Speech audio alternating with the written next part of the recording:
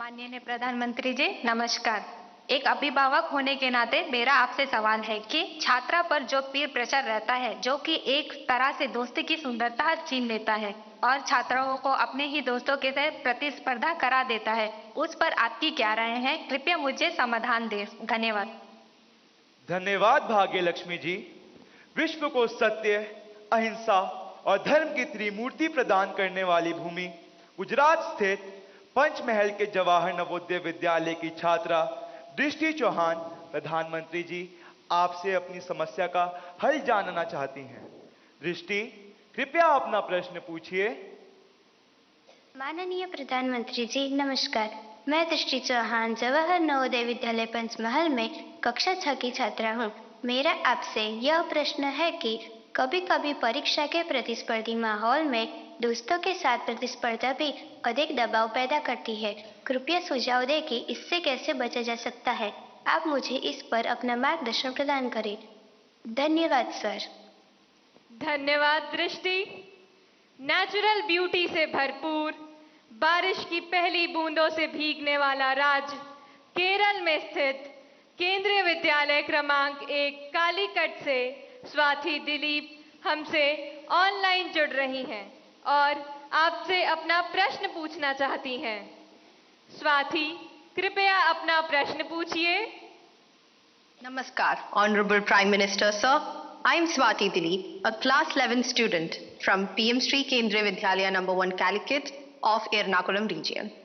Sir, could you please guide us on how in this competitive world we can avoid unhealthy and unnecessary competition and also how to not take peer pressure into our heads? Thank you, sir. धन्यवाद स्वाति। प्रधानमंत्री जी, कृपया भाग्य लक्ष्मी जी, दृष्टि और स्वाति द्वारा पूछे गए प्रश्नों में पीयर प्रेशर और कंपटीशन से होने वाली चिंता तथा इसके कारण रिश्तों में आने वाली कड़वाहट से कैसे बचें, कृपया मार्गदर्शन कीजिए।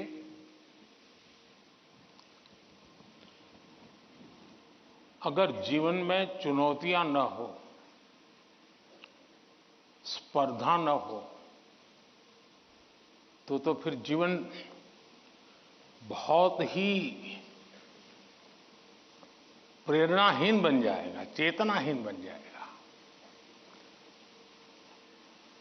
कंपटीशन होनी ही चाहिए, लेकिन जैसे एक सवाल में पूछा कालीकट से बच्ची ने, हेल्दी कंपटीशन, इसलिए कंपटीशन हेल्दी होना चाहिए।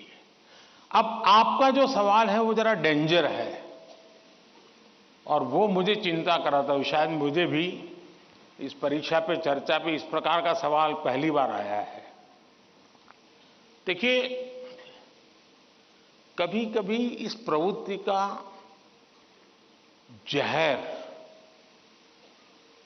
ये बीज पारिवारिक वातावरण में ही बो दिया जाता है। घर में भी माँ बाप, दो बच्चे हैं तो दोनों के बीच में कभी एक के लिए अच्छा बोलेंगे, कभी दूसरे के लिए। तो कभी उन दो भाई बहन में भी या दो भाई में भी या दो बहनों में भी, देखिए माँ ने उसको तो ये कह दिया और मुझे ऐसा कह दिया। एक इस प्रकार की विकृत स्पर्धा का भाव जाने अनजाने में परिवार के रोजमर्रा के जीवन में बो दिया जाता है। और इसलिए मेरी सभी पेरेंट्स से आग्रह है कि कृपा करके बच्चों की इस प्रकार की कंपैरिजन, अपने ही संतानों की ऐसी कंपैरिजन मत कीजिए। उसके अंदर एक द्वेष का भाव पैदा कर देते हैं और वो परिवार में भी कभी न कभी लंबे समय के बाद वो बीज एक बहुत बड़ा जहरीला वृक्ष बन जाता है। उसी प्रकार से मैंने बहुत पहले एक वीडियो देखा था, शायद आप लोगों ने भी देखा होगा। कुछ दिव्यांग बच्चे, उनकी एक कंपटीशन में सब दौड़ रहे हैं।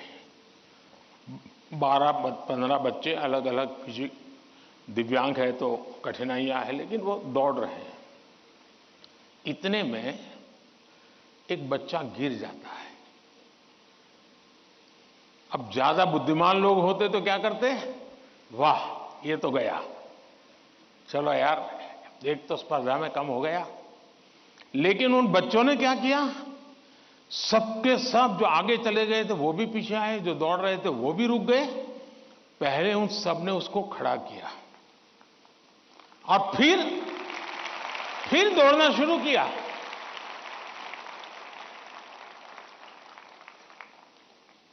सचमुच में ये वीडियो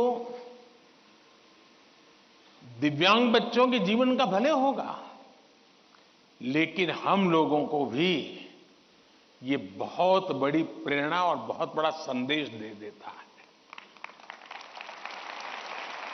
अब तीसरा विषय है कि आपके दोस्त से आपको किस चीज की स्पर्धा है भाई? मान लीजिए 100 मार्क्स का पेपर है।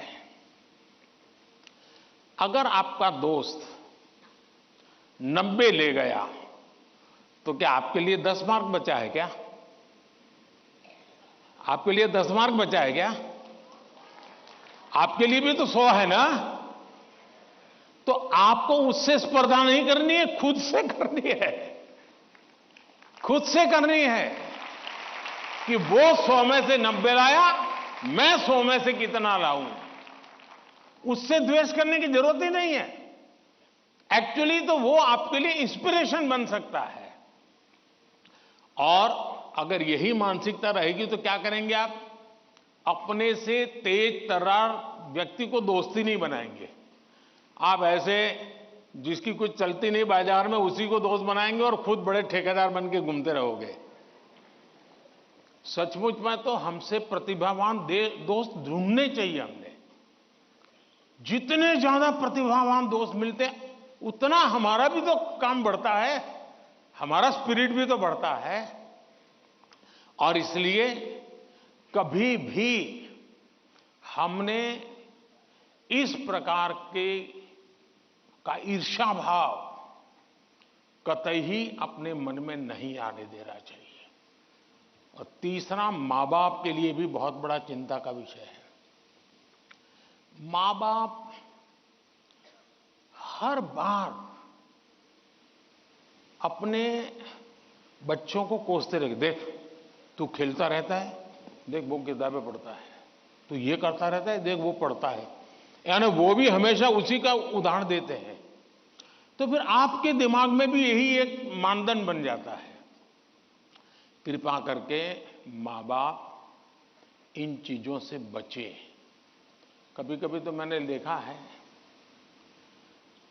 कि जो मां बाप अपने जीवन में ज्यादा सफल नहीं हुए हैं, जिनको अपने पराक्रम, अपनी सफलताएं, अपनी सिद्धियों के विषय में दुनिया को कुछ कहने को नहीं है, बताने को नहीं है, तो वे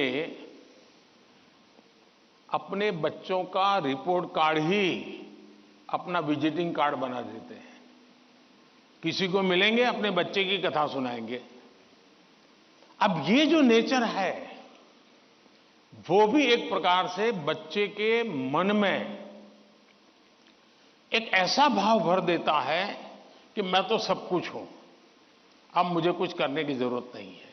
वो भी बहुत नुकसान करता है। सचमुच में तो हमें अपने दोस्त में से ईर्ष्या भाव के बजाय उसके सामर्थ्य को ढूंढने का प्रयास करना चाहिए। उसके अंदर अगर मैथमेटिक्स में एक्सपर्टाइज है, मेरी कम है, मेरे टीचर से ज्यादा अगर मेरा दोस्त मुझे मैथमेटिक्स में मदद करेगा तो वो मेरी साइकी समझ करके करेगा, और हो सकता है मैं भी उसी की तरह मैथमेटिक्स में आगे जाऊंगा।